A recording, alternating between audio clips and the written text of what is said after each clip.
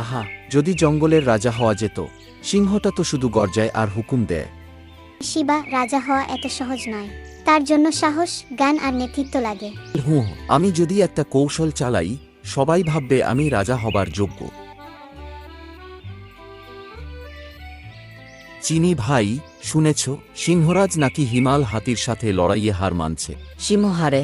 হা, আমি হলে এক ঝাপেই হাতিকে মাটিতে ফেলতাম। তবে চল, তুমি আমি মিলে জঙ্গলের নিয়ন্ত্রণ নিই।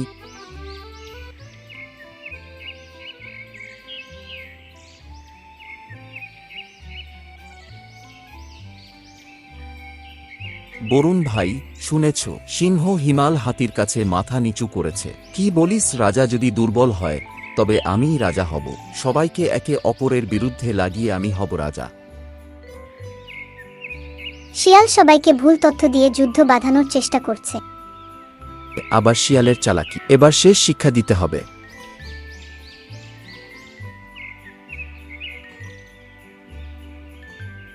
কে বলেছে আমি হিমাল হাতির কাছে হেরেছি?